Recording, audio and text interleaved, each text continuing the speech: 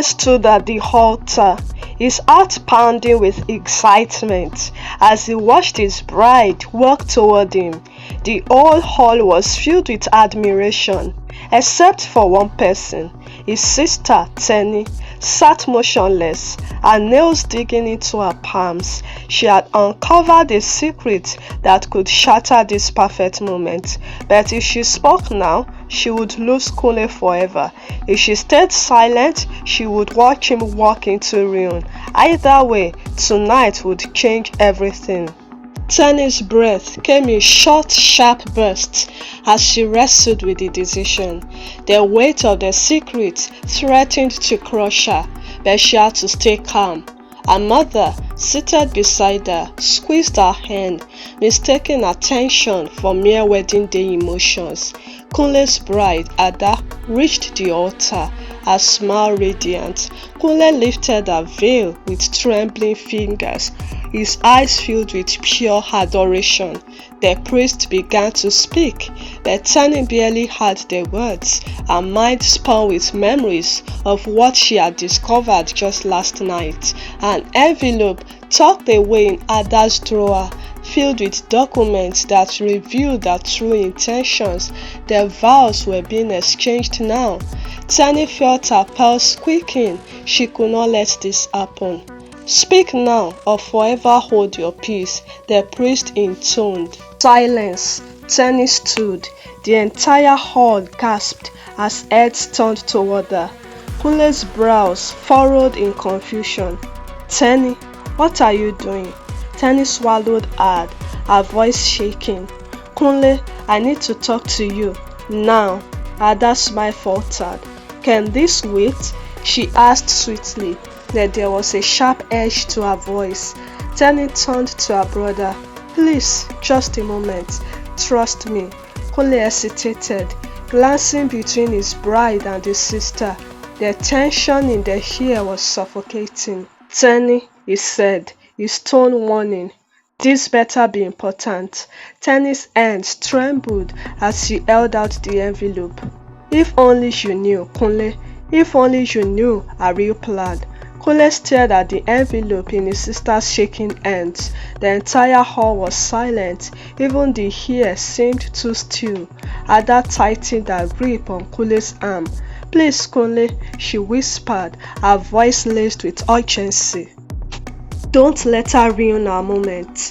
Kunle hesitated, his eyes darting between Tenny's pale face and the pleading look in Ada's eyes. He turned back to Tenny. "What is this?" Tenny's throat was dry, but she forced the words out. "Proof." Kunle frowned. "Proof of what?" Tenny's grip on the envelope tightened. "That she is not who you think she is." A murmur rippled through the crowd. Guests whispered among themselves, exchanging curious and worried glances. Ada let out a soft, nervous laugh. "Kunle, this is ridiculous. She's just being dramatic." She turned to Tenny, her eyes dark. "If you have something to say it now. Stop playing games." Tenny took a deep breath. "Fine." She turned to the priest. "Pause this wedding." The priest looked helplessly at Kunle, waiting for his cue. Kunle exhaled sharply. "Tenny, this isn't funny. It is not meant to be." She shot back. "This is about your life." Kunle ran a frustrated hand through his ear, then snatched the envelope from her. He ripped it open and pulled out the papers. His eyes scanned the contents, his expression shifting from confusion to shock, then to something darker. "What? What is this?" His voice cracked. Tenny crossed her arms. "Why don't you ask your lovely bride?" Kunle turned to Ada, his hands trembling. "Is this true?" Ada's face drained of color. The room was so quiet that the sound of a chair scraping against the floor echoed like a gunshot. Ada forced a smile, but it didn't reach her eyes. "Kunle, whatever is in there, it is not what you think." Tenny let out a cold laugh. "Oh, really? So you didn't secretly sign a marriage contract with another man 2 months ago?" Gasp erupted from the guest. Kunle's face twisted in disbelief. A marriage contract? Ada's mask slipped. She turned to Tenny, her expression no longer sweet and innocent. It was calculating, cold. Tenny, she said in a low, dangerous voice, you have no idea what you're getting yourself into. Tenny held her ground. I know enough, and I won't let you destroy my brother. Kunle let a shaky step back. Ada, tell me this is a lie. Ada's silence was deafening. Then, suddenly, she grabbed Kunle's hand, her nails digging into his skin. Her voice dropped to a whisper only he could hear. Kunle, if you walk away now, you will regret it. Kunle flinched, staring at her as if seeing her for the first time. Tenny took a step closer. She's been using you, Kunle, and if you don't act now, you'll be trapped in something far worse than heartbreak. Kunle's breath came in short gasps. His mind raced. Their wedding, their guest, the vows that now hung in the balance, and the woman he thought he loved, who might not be the woman he thought she was at all. Kunle felt the world tilt beneath him. The woman he had promised his future to was a stranger. Ada's grip on his hand tightened, her nails digging deeper. Her voice remained a whisper, but the threat in it was unmistakable. If you ruin this wedding, Kunle, you will regret it. Kunle yanked his hand away as if burned. Regret it? His voice was hoarse. Are you threatening me? Ada's eyes flickered with something unreadable. Then, just as quickly, she composed herself. She turned towards the crowd, her face contorted in the perfect display of a wounded bride. Ladies and gentlemen, she said, forcing a shaky laugh. This is all just a misunderstanding. My sister-in-law must have been misinformed. Tenny scoffed. Misunderstood? So, the marriage contract with Chief Emeka doesn't exist? A ripple of gasp swept through the hall. Ada's body stiffened. Kunle's knees nearly buckled. Chief Emeka? His voice cracked. Tenny's eyes never left Ada. Yes, the powerful businessman, the one twice your age. She took a step forward, her voice sharp as a blade. Or should I say, your husband? Kunle swayed as if struck. The hair turned suffocating. Ada's lips pressed into a thin line. Kunle, she whispered urgently. Not here, not now. Kunle let out a bitter laugh, his hands trembling. When then, Ada? After I've said I do? After you've stolen everything from me? Ada's mask shattered, her jaw clenched, and her sweet facade melted away, revealing something ruthless beneath. Tenny caught it, the flicker of pure calculation in Ada's eyes, the wheels turning in her mind. And then Ada did something unexpected. She straightened her spine, adjusted her veil, and let out a breathless chuckle. Well, she said, her voice suddenly calm. I suppose the game is up then. Kunle stared at her, his heart slamming against his ribs. So, it's true? Ada tilted her head slightly. What do you think? The room held its breath. Kunle's fist clenched at his sides. Why, Ada? His voice cracked with hurt. Ada exhaled, as if exhausted. Then she turned to him with the cold, brutal honesty of a woman who no longer needed to pretend. Because you were easy to fool, Kunle. A sharp gasp cut through the crowd. Tenny felt her brother's heart break, crack the air like thunder. But Ada wasn't done. Did you really think I loved you? She continued, her voice dripping with mockery. I was never after you, Kunle. I was after what you could give me. A respectable name. A distraction from my real life. She let out a soft laugh. You were just a perfect pawn. Kunle's breath itched. His hands trembled. Then, something inside him snapped. Without a word, he turned, storming down the aisle. The guests parted like the Red Sea as he pushed through them. Ada's smug expression faltered. Kunle, where do you think you are going? He didn't answer. He didn't look back. Tenny turned to Ada with a smirk. Looks like the wedding is off. Ada's hands clenched at her sides, fury boiling beneath her skin. Tenny leaned in slightly, lowering her voice. And trust me, Ada, this is just the beginning. Ada's eyes darkened.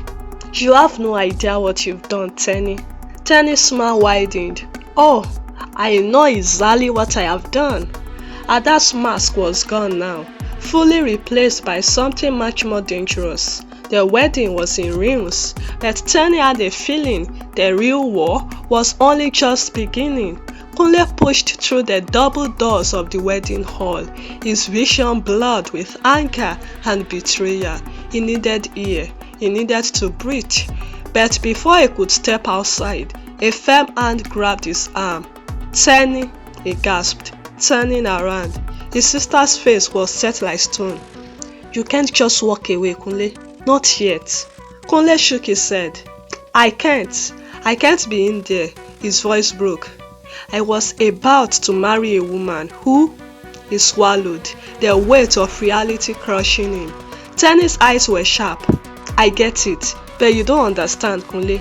If she was willing to lie about something this big, do you think she would just let you walk away? Kunle's stomach twisted. What do you mean? Tenny glanced back at the hall, then pulled him into a secluded corner. Her voice dropped to a whisper. She is dangerous, Kunle. She's not just some gold digger. I found more than just a marriage contract in her drawer.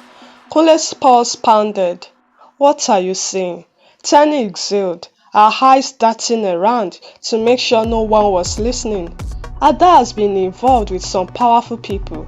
Dangerous people. Chief Emeka isn't just some old rich guy. He's connected to things that could ruin lives. Kunle's mouth went dry. You are saying she's in business with criminals? Tenny nodded. And she was using you as a cover, a safe, respectable name to hide behind while she continues whatever she's involved in. Kunle staggered back, his hands curled into fists. How deep is she in? Tenny hesitated. Deep enough that if she realizes you are completely out of her grasp, she might not just let you go. Kunle's blood ran cold. Just then, the doors to the hall burst open. Ada stood there, her wedding gown trailing behind her like a storm cloud. But the sweet, innocent bride was gone. What stood before them was something else entirely. Her eyes locked onto Kunle's. You think you can just humiliate me and leave? Her voice was eerily calm.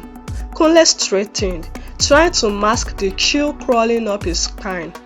The wedding is over, Ada. It's done. Ada took slow, measured steps toward him, her heels clicking against the polished floor like a ticking time bomb. No, Kunle, she murmured. Nothing is over. Tenny immediately stepped in front of her brother. Stay back, Ada. Ada smirked. And what will you do, Tenny? You think exposing me in front of those people will save him? Will save you? Tenny didn't flinch. It was never about saving him. It was about stopping you. Ada's jaw tightened. Then she leaned in, so close that Tenny could see the fire burning behind her eyes. You should have stayed out of this. Before Tenny could react, Ada snapped her fingers. Suddenly, two men in black suits emerged from the side of the hall. Kunle's heart slammed against his chest. Who are they? Ada's smile was ice cold. Insurance. Tenny grabbed Kunle's hand. We need to leave now. But before they could move, one of the men stepped in front of the exit. The other reached into his jacket. Ada tilted her head. You should have let me marry you, Kunle. Kunle clenched his fist, his entire body rigid with fury. And you should have never tried to play me, Ada. Ada let out a quiet laugh. Oh, Kunle. She leaned closer, her voice dripping with venom. Kunle's pulse thundered in his ears. The hair around him felt thick, too thick to breathe properly. The two men in suits took a step closer. Their presence was suffocating, their expressions unreadable. Tenny instinctively moved in front of her brother, shielding him. "Ada, don't do this," she said, her voice steady but laced with warning. Ada let out a slow, deliberate sigh. "You ruined my wedding, Tenny. You humiliated me in front of everyone." She tilted her head slightly, studying them as if deciding their fate. "Did you really think there wouldn't be consequences?" Kunle's fist tightened. "So, what now, Ada? You are going to have your goons beat me into submission?" Ada's lips curled into a smirk. "Oh, Kunle, you're still thinking too small." At that moment, the man on the left pulled out a small black pistol. Tenny's breath itched. Kunle took a step back, his heart slamming against his ribs. "What the hell?" Ada held up a hand, signaling the man to wait. "Relax, darling. If I wanted you dead, you would already be on the floor." Kunle swallowed hard, trying to keep his composure. "Then what do you want?" Ada took another step forward, her voice dropping to a chilling whisper. "You are going to disappear for a while, Kunle. No calls, no sudden appearances, just gone." Tenny shook her head furiously. "Over my dead body." Ada smiled sweetly. "That can be arranged." Tenny's entire body stiffened. Kunle clenched his jaw. "You are insane." Ada's eyes darkened. "No, Kunle, I'm practical." She flicked a glance at her men. "Take them." The man with the gun lunged first. Kunle reacted instantly. He swung his fist, connecting with the man's jaw. The impact sent the gun skidding across the floor. Tenny spun and kicked the second man in the shin, causing him to stumble back. "Run!" she shouted. Kunle didn't need to be told twice. He grabbed Tenny's hand and they bolted. Ada's furious scream echoed behind them. "Don't let them escape!" The wedding hall had erupted into chaos. Guests were scattering, screaming, trying to understand what was happening. Kunle and Tenny raced past stunned onlookers, weaving through overturned chairs and shattered glass. Kunle could hear the men behind them, their heavy footsteps growing louder. Then, suddenly, bang! A gunshot rang through the air. Kunle yanked Tenny to the ground, just as the bullet shattered a flower vase inches from where her head had been. Tenny gasped, her hands trembling. "They are trying to kill us." Kunle's mind raced. They couldn't outrun bullets. They needed an escape. Fast! His eyes darted toward the kitchen doors at the far end of the hall. "That way!" They sprinted toward the doors, their lungs burning. Behind them, Ada's voice cut through the chaos like a blade. "Kunle, you don't want to make an enemy of me." Kunle didn't stop, didn't look back, because he already knew. Ada wasn't just an enemy, she was a nightmare they might never wake up from. Ada stood in the wreckage of what was supposed to be a wedding, her hands clenched into fists, the shattered flower vase, the overturned chairs, the guests murmuring in fear. It all faded into the background. Her only focus was on one thing. Kunle.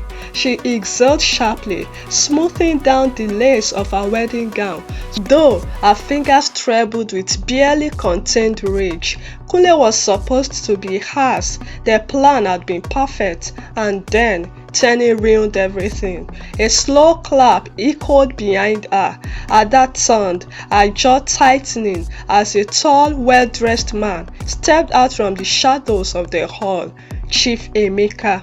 His sharp eyes flickered over the scene before landing on her. His expression was unreadable, but Ada knew better than to mistake his silence for indifference. "You disappoint me, Ada," he finally said, his voice as smooth as it was dangerous. Ada straightened. "I had it under control." Emeka chuckled, but there was no humor in it. "Really? Because from where I'm standing, your groom just ran out of his own wedding." Ada swallowed hard. She had been playing a high-stakes game, balancing two lives, her engagement to Kunle and her secret arrangement with Emeka. It was supposed to be flawless. She never loved Kunle, but she needed him. His family name was respected, his business was growing. It was the perfect cover.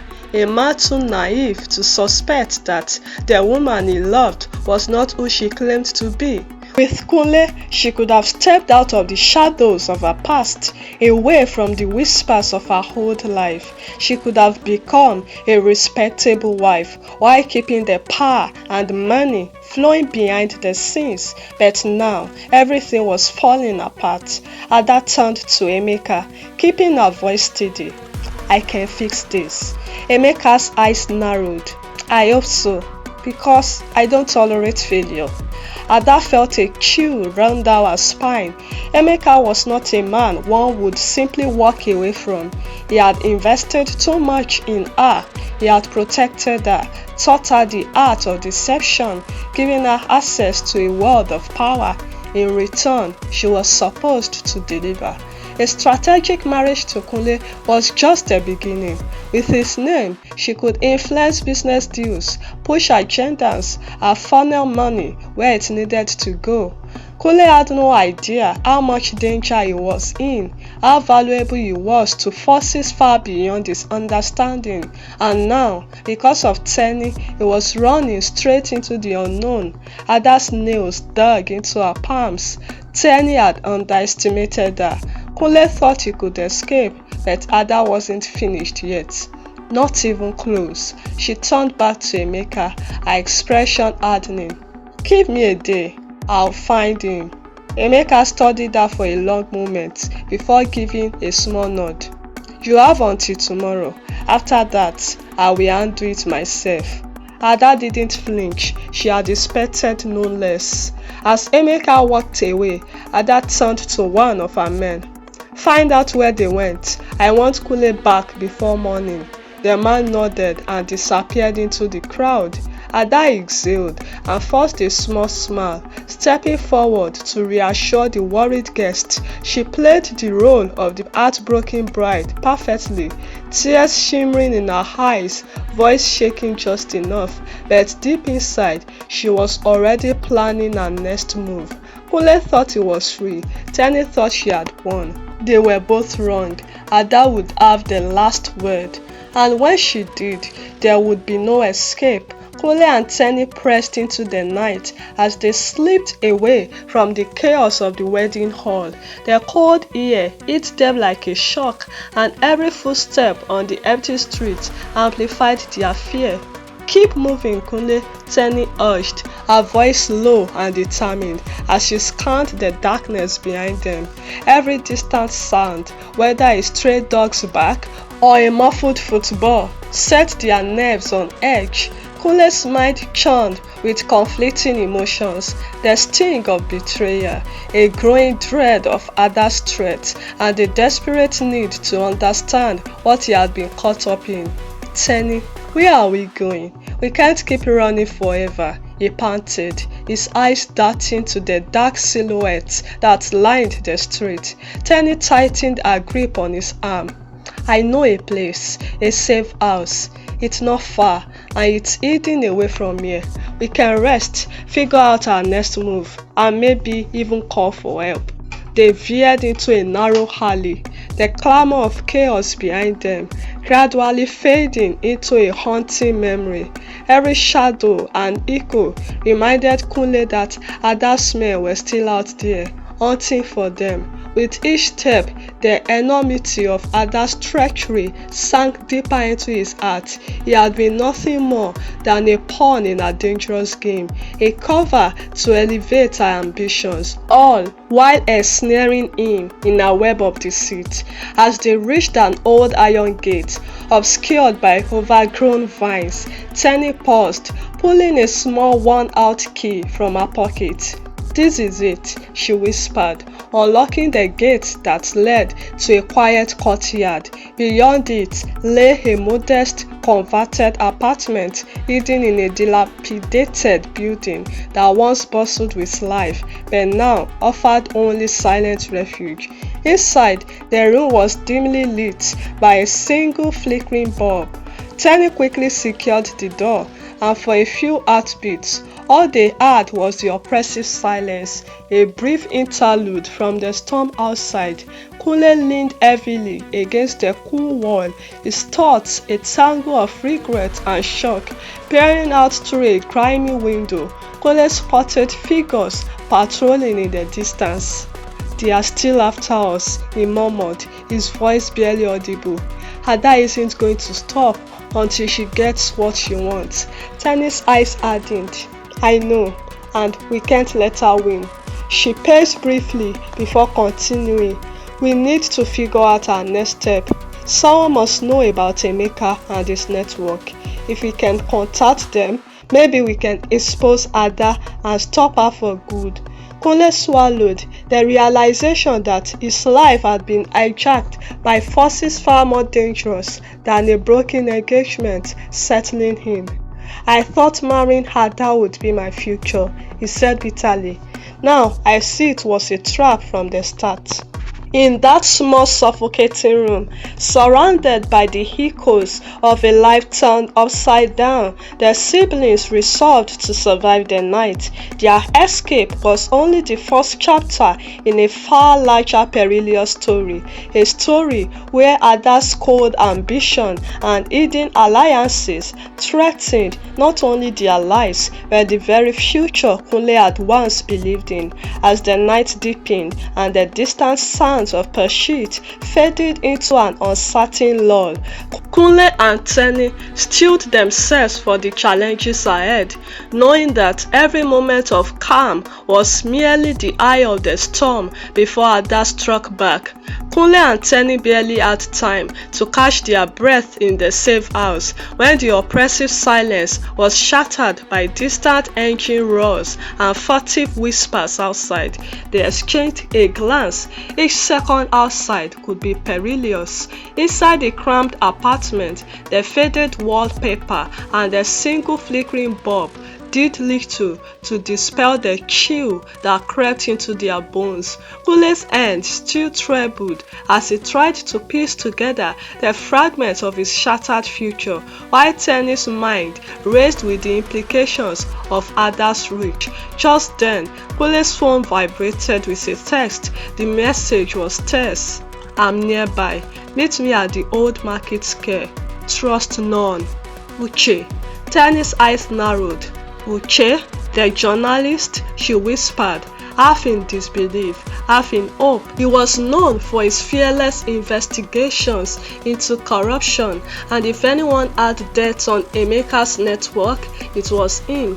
Before they could decide, a sudden soft knock at the door froze them in place. The knock was hesitant at first, then repeated with increasing insistence. Kunle's heart pounded as he crept towards the grimy window, straining to see anything in the darkened corridor. "Who is it?" Tenny demanded in a hushed tone. No answer came, only the persistent tapping that sent shivers down our spines. With a deep, steadying breath, Tenny inched toward the door. Every instinct screamed caution. Slowly, she cracked the door open. A figure, clothed in shadow, stood there, the brim of a hat pulling low over eyes that flickered with urgency. "Kunle, Tenny," the stranger said softly. "I'm Uche. We haven't much time." Relief mixed with trepidation as the journalist stepped into the dim light. Uche's presence was reassuring. He carried an air of resolute determination, and in his hand he clutched a worn envelope thick with documents. "I intercepted a message from one of Ada's insiders," Uche said, his voice low and steady. "There is more to this than just a ruined wedding. Emeka's network is planning something catastrophic, and Ada's role in it runs deeper than we thought." Kunle's brow furrowed as he reached out to examine the envelope. "What do you mean, catastrophic?" he asked, his voice a mix of anger and fear. Uche's eyes darted around as if expecting trouble to burst in at any moment. They are using your name as a cover for money laundering, political manipulation, things that could harm countless innocent people. Ada wasn't just after your respectability, she was building a bridge between her underworld contacts and high society, using you as the unsuspecting gatekeeper. Tenny's jaw set with resolve. Then we expose her. Every lie, every scheme, we gather evidence and go public. Uche nodded, sliding the envelope across the scarred table. That's the plan. But it won't be easy. Ada's network is vast, and if they suspect we are onto them, they won't hesitate to silence us. A tense pause settled over the trial. Outside, distant footsteps and the murmur of entries reminded them that danger was always at their door. Kunle ran a hand through his ear, his voice trembling but determined. We have to act fast. I can't believe I was a pawn in this twisted game, but I won't let my mistake cost any more lives. Tenny's eyes shone with fierce resolve. We gather every scrap of evidence, connect with others who have suffered under our schemes, and bring the truth into the light. Tonight, we have a safe haven. Tomorrow, we strike back. As the night deepened and the city slept uneasily, the safe house transformed into a clandestine command center. Over whispered discussions and frantic planning, they pieced together a dangerous blueprint, a path to expose Ada and dismantle Emeka's network before it was too late. Every minute paused with the threat of discovery. Outside, the distant hum of pursuit grew louder, and shadows at the window hinted that Ada's reach was long and relentless. Yet inside, a spark of hope began to kindle, a hope that truth, no matter how deeply buried in treachery, could yet break through the darkness. With a final determined glance at each other, Kunle, Tenny, and Uche prepared to step out into the night, a night that promised danger, betrayal, and a battle for redemption. The storm was gathering, and every heartbeat was a countdown to the next move in a deadly game they had no choice but to play. Kunle, Tenny, and Uche exchanged one last determined look before stepping out into the night. The safe house door closed behind them with a soft click, and the three of them melted into the maze of narrow shadowed streets. The cool night air was thick with tension, a constant reminder that danger lurked in every corner. As they moved cautiously down a deserted alley, Uche pulled out a small battered notebook from his jacket. "The old market square is our next destination," he whispered urgently.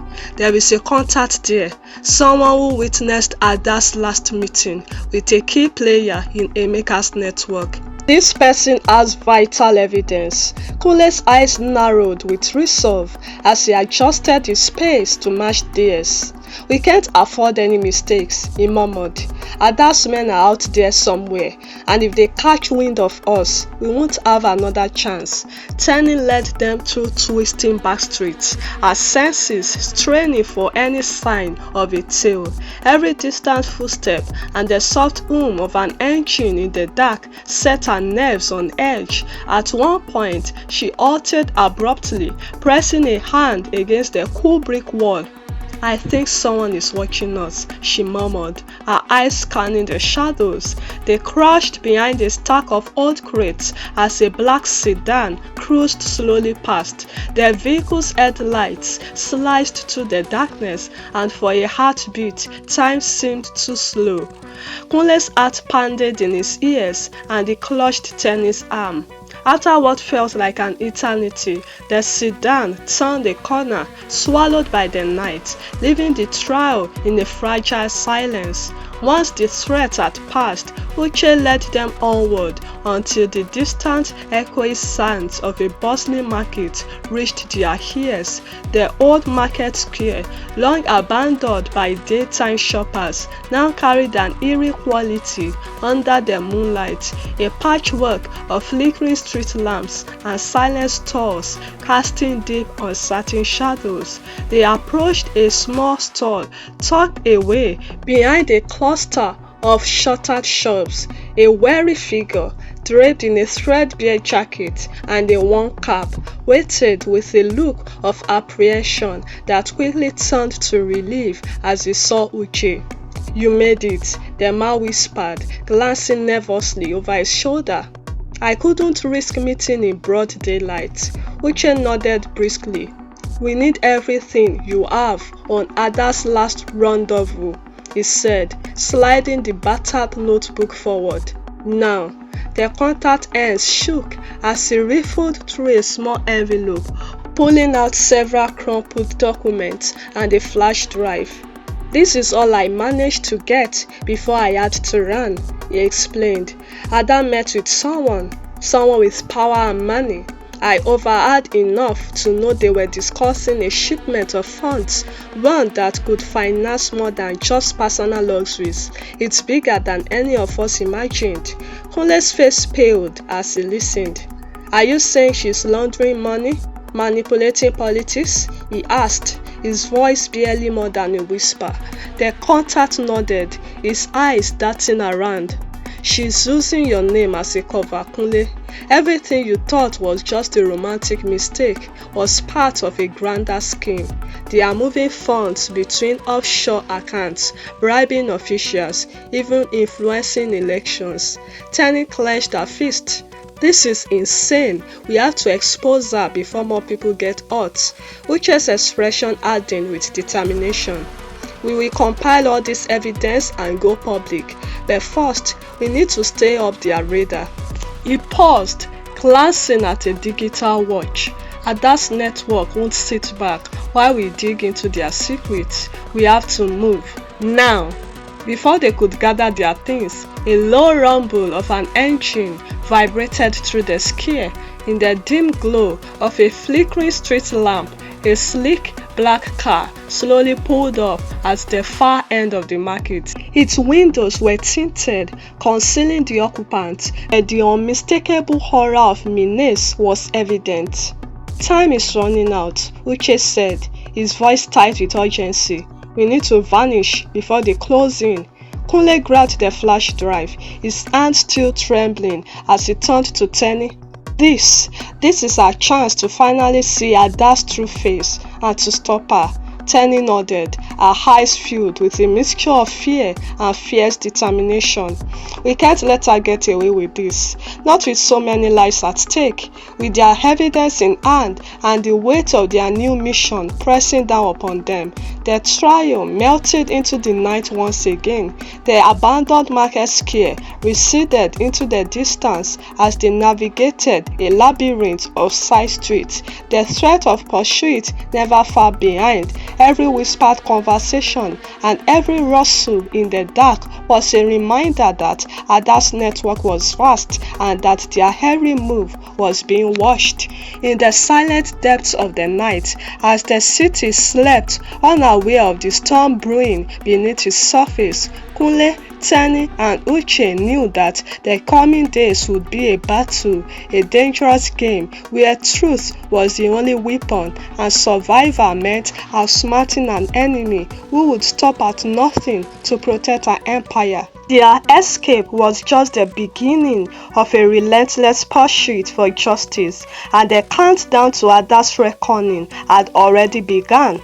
They raced through a maze of deserted alleys and silent streets, the city's usual hum replaced by the pounding of their hearts. The evidence Uche clutched was heavy with implications, and every step they took seemed to echo the urgency of their mission.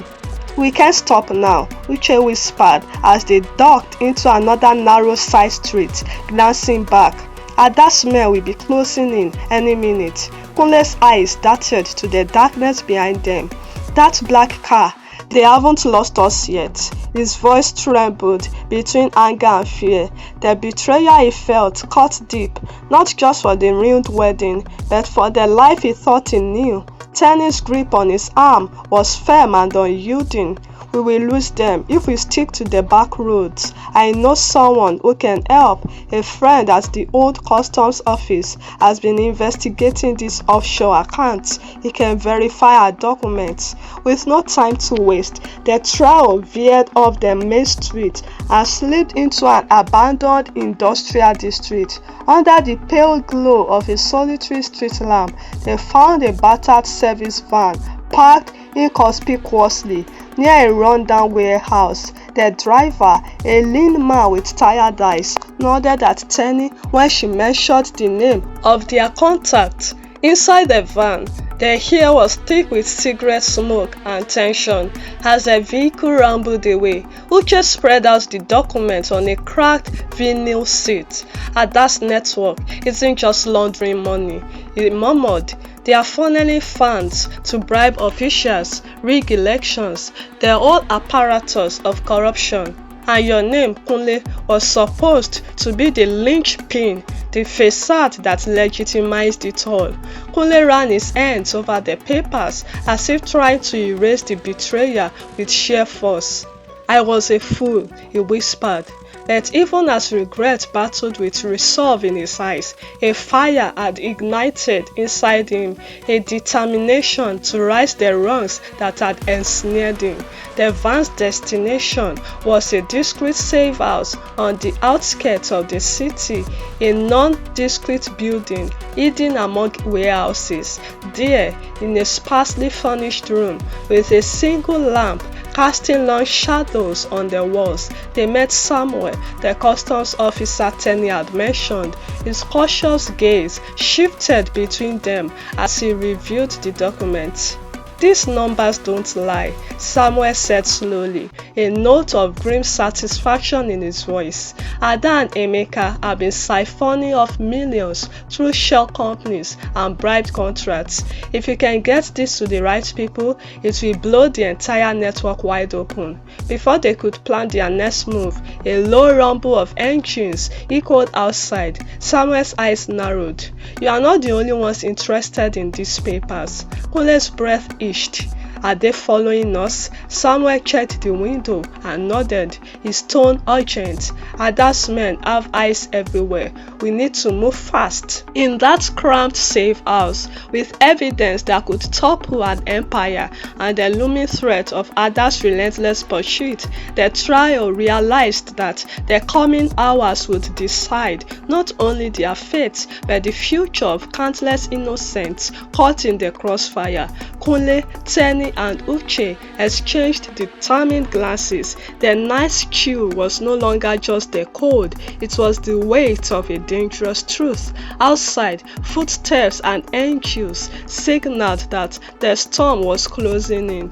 Inside, their resolve hardened. They would expose their corruption, even if it meant stepping into the lion's den. And so, as the city slumbered under a deceptive calm, they prepared to make their move, a move that could either be the spark for justice or the prelude to an even darker reckoning. Kunle, Tenny, and Uche gathered around the battered table in the safe house as the distant wail of sirens grew louder. Samuel's voice, steady but urgent, cut through the tension.